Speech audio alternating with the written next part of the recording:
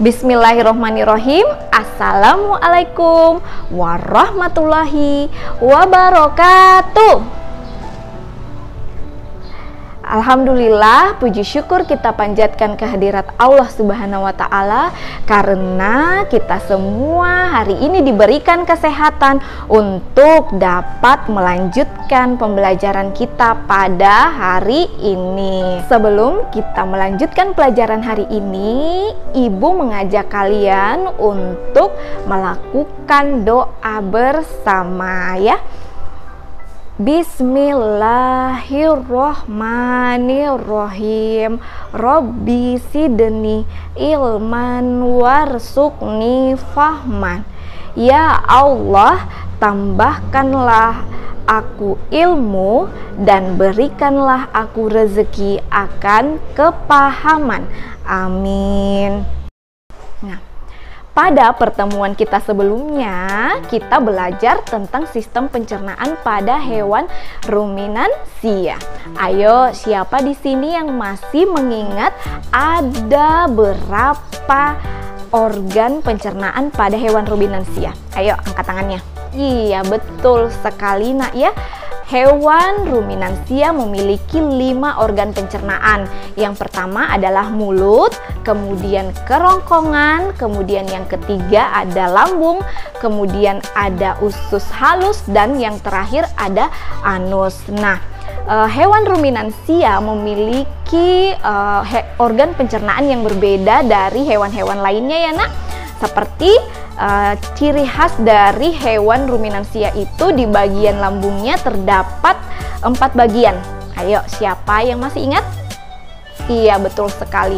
4 bagian lambung pada hewan ruminansia itu, yang pertama adalah rumen, yang kedua adalah retikulum, dan yang ketiga, iya betul sekali, yang ketiga adalah omasum, dan yang terakhir adalah abomasum. Nah, mungkin dari kalian di sini ada yang bertanya-tanya, nah Bu Guru, kalau misalnya sistem pencernaan pada manusia itu apa saja? Nah, untuk hari ini khusus kita akan belajar tentang sistem pencernaan pada manusia.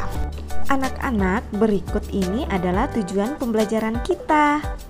Anak-anak ibu yang hebat, jadi yang pertama kita terlebih dahulu harus mengetahui apa sih sebenarnya sistem pencernaan pada manusia itu. Nah, sistem pencernaan pada manusia adalah serangkaian organ-organ yang berfungsi untuk mencerna makanan. Sistem pencernaan. Pencernaan dimulai di dalam mulut. Gigi memotong makanan, kelenjar ludah menghasilkan enzim yang berfungsi untuk menghaluskan makanan agar mudah ditelan. Lidah kemudian mendorong makanan ke dalam kerongkongan. Nah, di dalam kerongkongan makanan didorong dan diremas agar masuk ke dalam lambung. Proses ini terjadi selama 5-6 detik. Lambung memiliki 3 fungsi. Yang pertama, menyimpan makanan selama 2-4 jam. Kemudian, melumatkan dan mencampur makanan dengan aneka enzim dan cairan asam lambung. Memasukkan makanan ke usus kecil hingga lambung kosong kembali. Di usus kecil atau usus halus, zat-zat gizi seperti protein, lemak, karbohidrat, vitamin, dan mineral diserap oleh tubuh. Pankreas menghasilkan enzim dan hati menghasilkan empedu. Enzim dan empedu itu membantu pencernaan dan penyerapan makanan di usus kecil. Bentuk usus kecil seperti pipa yang berdiameter 3-5 cm. Panjang usus kecil 6-8 meter. Lebih panjang daripada tubuh kita ya nak. Selanjutnya, sisa-sisa makanan yang tidak diserap akan masuk ke dalam usus besar. Di usus besar, air dan mineral diserap sampai habis. Sisa-sisa makanan yang tidak dicerna di usus besar akan masuk ke dalam anus. Anak-anak hebat, bagaimana tadi video pembelajarannya? Iya, Sangat menarik sekali bukan? Jadi kita telah mengetahui alur perjalanan makanan yang kita makan sehari-hari, mulai dari mulut hingga ke anus. Nah, berdasarkan video pembelajaran yang telah kalian saksikan tadi, maka pencernaan makanan itu pertama kali dimulai dari organ mulut, berfungsi untuk mengunyah makanan yang kita makan sehingga makanan tersebut lebih halus dan mudah untuk dicerna. Organ pencernaan berikutnya adalah kerongkongan atau esofagus. Jadi, makanan yang tadi yang sudah dikunyah melalui mulut selanjutnya masuk ke dalam kerongkongan. Nah, di dalam kerongkongan inilah yang menjadi jalur untuk mengantarkan makanan dari mulut hingga masuk ke dalam lambung kita. Nah, organ pencernaan yang ketiga adalah ventriculus atau lambung. Lambung atau ventriculus merupakan organ tempat menyimpan makanan sementara sebelum masuk ke dalam proses selanjutnya.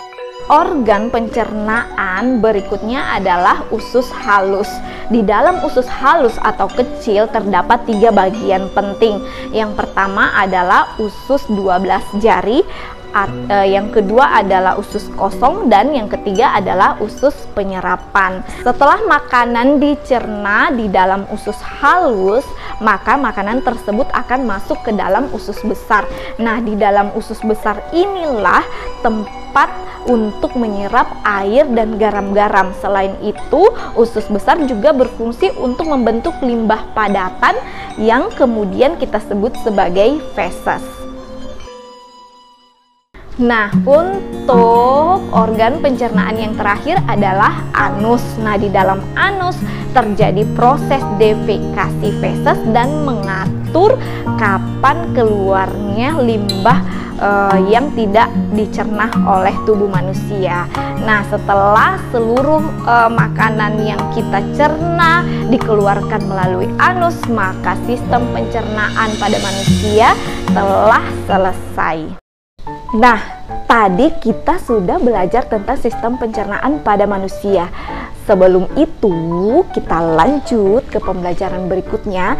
Ibu mau mendengarkan semangatnya kalian, oke? Oke, semuanya sudah semangat ya. Sekarang kita berlanjut ke pembelajaran berikutnya. Penjelasan tentang materi iklan dan unsur-unsur dalam sebuah iklan itu akan dijelaskan oleh kembarannya ibu ya. Yuk kita panggil kembarannya ibu untuk menjelaskan. Yuk sama-sama. Ibu Andi. Ibu Andi. Halo, ketemu lagi dengan Ibu Andi. Ibu akan menjelaskan tentang unsur-unsur iklan. Silahkan disimak ya, Nak. Iklan adalah berita atau pesan untuk membujuk dan mendorong orang agar tertarik pada barang ataupun jasa yang ditawarkan. Iklan biasanya dipromosikan melalui media periklanan seperti televisi, radio, koran, majalah, internet, dan lain-lain.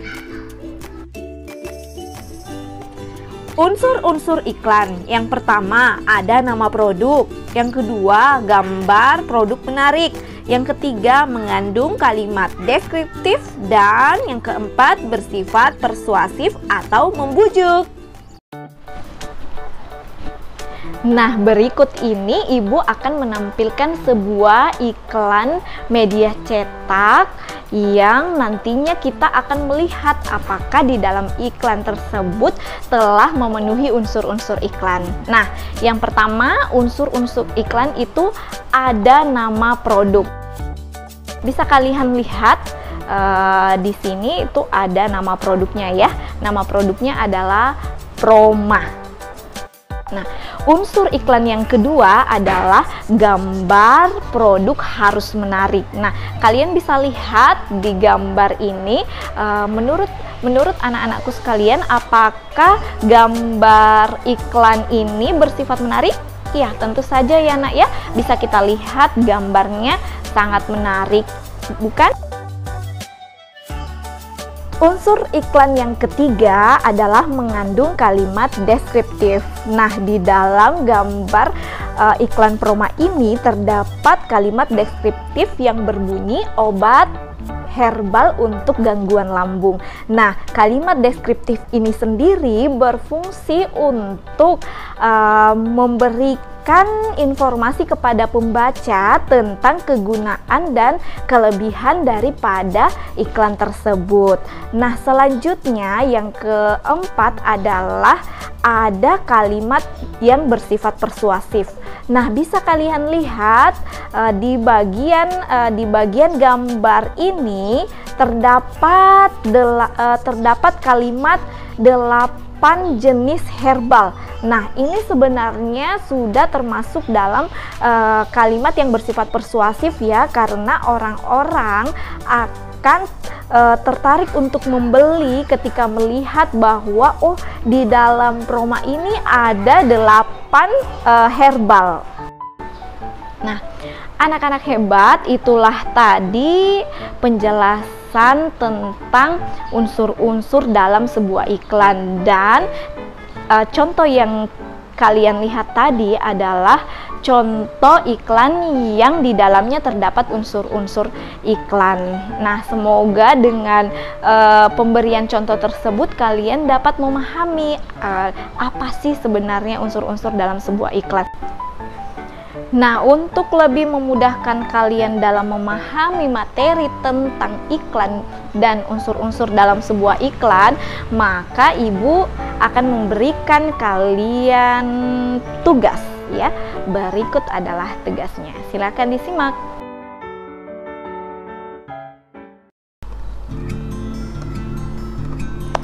Alhamdulillahirabbil alamin. Akhirnya kita sudah hampir selesai pada pembelajaran kita pada hari ini ya nak. Nah, tadi kita telah mempelajari tentang sistem pencernaan pada manusia. Tadi kita sudah melihat di dalam video pembelajaran yang Ibu tampilkan bagaimana alur perjalanan mulai dari rongga mulut hingga ke anus. Nah, tadi juga kita sudah belajar tentang apa sih sebenarnya iklan itu, dan kita juga telah mempelajari tentang unsur-unsur yang terdapat di dalam sebuah iklan.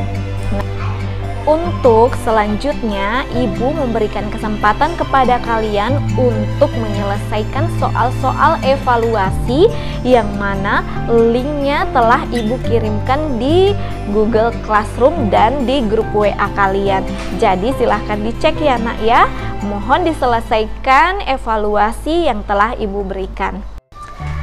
Anak-anak hebat, tibalah kita pada akhir pembelajaran hari ini. Namun sebelum itu Ibu ingin mengingatkan kepada kalian untuk senantiasa menaati protokol kesehatan ya nak ya. Jangan lupa tetap melaksanakan 5M. Yang pertama, sering-seringlah mencuci tangan. Yang kedua, memakai masker. Yang ketiga, menghindari kerumunan. Yang keempat, menjaga jarak. Dan yang kelima adalah mengurangi mobilitas di luar rumah. Mudah-mudahan pandemi COVID-19 bisa segera selesai ya nak ya, biar kita semua, Ibu dan kalian bisa bertemu di kelas dan kita akan melakukan pembelajaran tatap muka di kelas. Amin ya rabbal alamin.